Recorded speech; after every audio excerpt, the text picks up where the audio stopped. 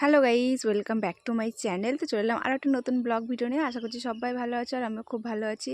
আর আমি গেছিলাম ঘুমিয়ে, আর বোন বলল চল গিয়ে মেলাতলা থেকে কিছু একটা খেয়ে আসি।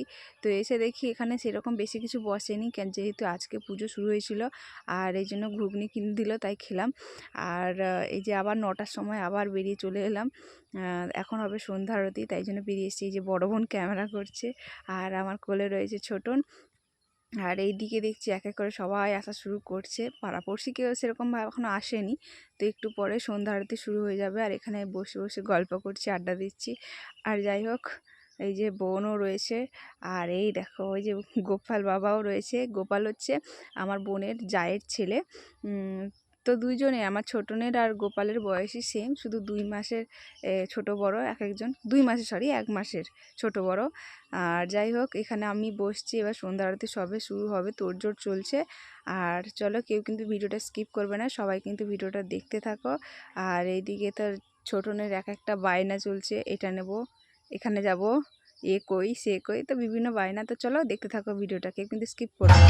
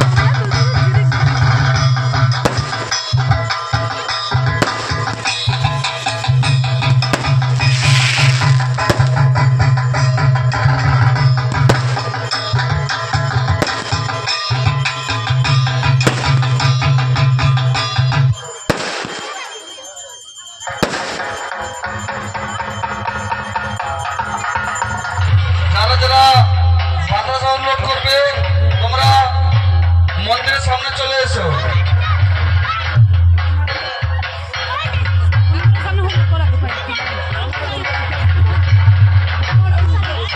যারা এখনো আসেনি আপনারা তাড়াতাড়ি চলে আসুন।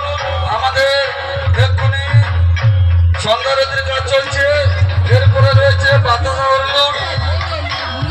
মানত করেছিল, ওর মনস্কামনা পূর্ণ হয়েছে।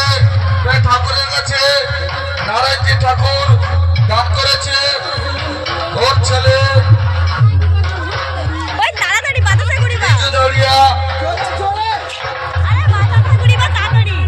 মনস্কামনা পূর্ণ হয়েছে, তাই নারায়ণজি ঠাকুর দান করেছে।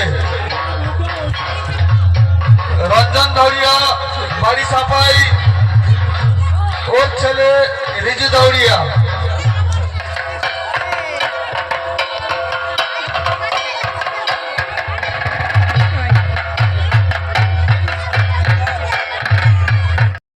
সন্ধ্যা আরতি হওয়ার পর তারপরে শুরু হয়ে গেছিলো বাজি ফাটানো, মানে বাজি ফাটানোর সাথে সাথে সন্ধ্যা আরতি হচ্ছিলো। তারপর হলো বাতাসা হইল।